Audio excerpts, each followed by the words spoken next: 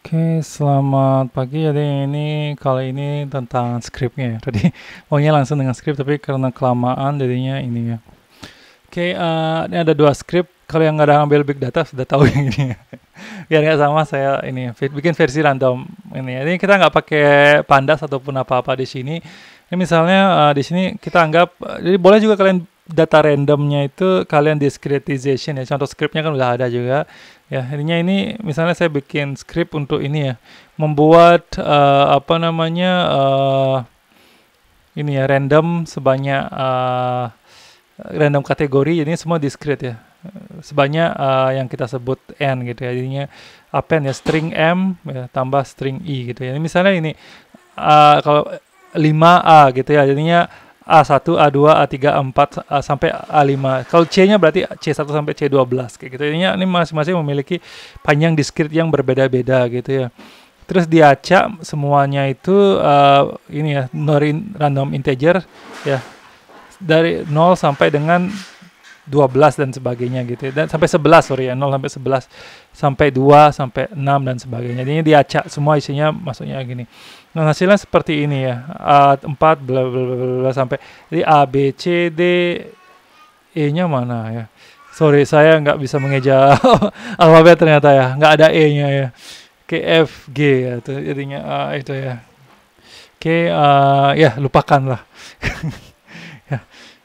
Oke ya, ini kita di sini nginstal ini ya, FP Growth sama a priori ya. Kenapa saya nggak jelasin algoritmanya ya next time ya. Oke, itu ya. Ini sini kita frequent item set ya sana ya.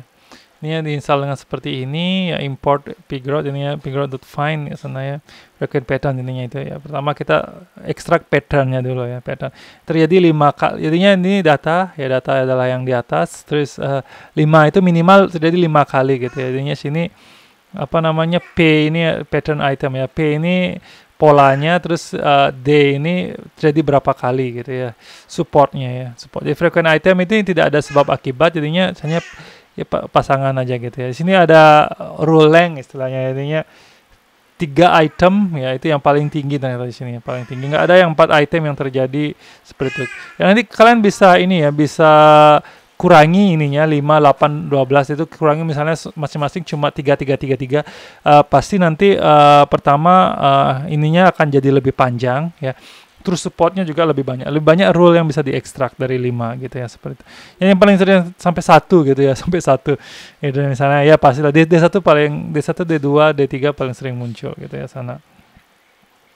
Itu termasuk C, ini diurutkan sana ya.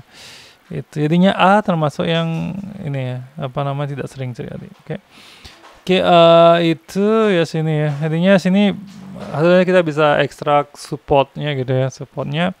Terus ini apa namanya, misalnya kita tulis 0,2 gitu ya, 0,2. Oke, ya. Di sini bisa kita, kalau B8 pasti G1 itu paling tinggi ya, 0,7 ya sana. Itu yang sudah pasti. Jadinya 70% lebih terjadi gitu ya. Kita bisa lihat di bawah ini juga, belum diurutkan ya. Jadi bisa nanti kita urutkan ininya juga ya. 0,8 udah gini. Ini malah panjang ya. Jika D1 dan G3 sama dengan A1 gitu ya. Ini jangan tanya ini kejadian apa, ini kejadian acak gitu ya.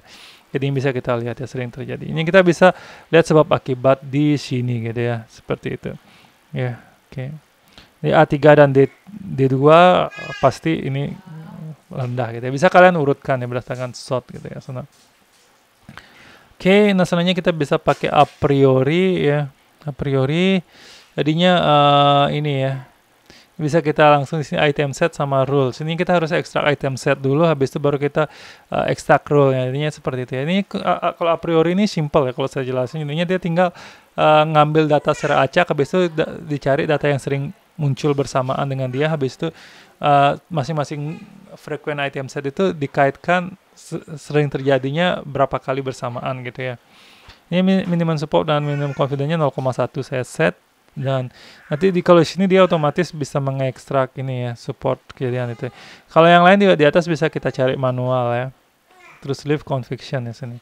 Jadinya print ya sana, support confidence leave conviction sana ya. Itu jadinya ini ya. Oke, itu ya. Ini sini bisa kita lihat ya, supportnya adalah 0,11, confidence-nya adalah 0,42, lift-nya adalah 1, berarti lumayan saling berkaitan ya. Terus ini juga lumayan saling berkaitan dan sebagainya ya. Semua saling berkaitan kalau supportnya tinggi ya. Tidak ada yang ini ya, supportnya rendah gitu ya. Jadi bisa kalian coba dengan 0,001, mungkin nanti ada conviction yang ini ya, lift dan conviction yang di bawah 1 gitu ya. Tapi lumayan kalian harus sabar menunggu lama karena lumayan ngabisin waktu juga gitu ya.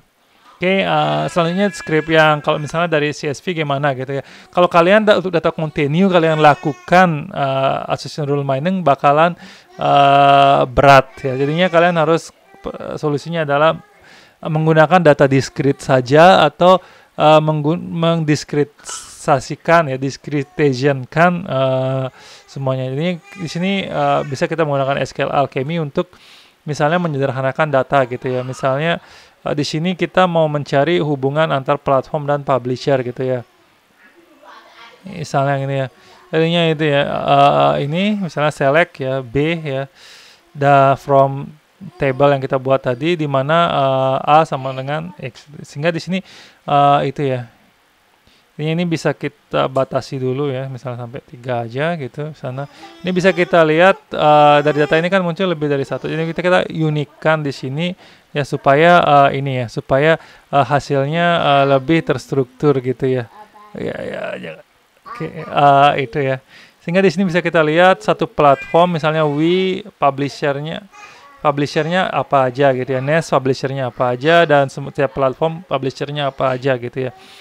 Dengan ini kita bisa lihat publisher apa yang sering bermunculan gitu ya, misalnya Activision sama ini 5 gitu ya, seperti itu tadi ya. Terus bisa kita lihat jika ada ini dan ini pasti ada ini gitu, misalnya bisa kita gini ya, sebab akibat frekuen yang sering muncul ya. Gitu di a priori bisa kita lihat seperti itu ya di sini. Oke, itu ya. Jadinya ini contoh script menggunakan SQL Alchemy misalnya untuk ini ya, menyederhanakan data. Misalnya data besar, jangan langsung hasil discretization-nya kalian gunakan untuk melakukan association rule mining karena dia berat, tapi lakukanlah seperti ini ya, di format seperti ini ya, kurang lebih ya. Format seperti ini agar tidak banyak dia pemrosesannya gitu ya. Ini bisa kalian gabungkan seperti itu uniknya ya. Nanti supportnya akan jadi lebih kecil dong gitu. Kita mungkin berpikir itu, tapi enggak juga, karena support itu kan diukur dari total data ya. Itu jadinya tujuannya kita lakukan ini adalah supaya tidak big amat gitu ya, seperti itu ya. Kalau itu diproses, karena association mining lebih berat daripada classification, clustering dan lain-lain gitu ya. Itu barangkali ya. Oke. Ya, akhirnya di sini bisa kalian nanti buat yang gabungan publisher dan misalnya genre gamenya seperti itu ya, bisa kalian coba modifikasi functionnya ini gitu. Oke, itu barangkali sekian, terima kasih ya.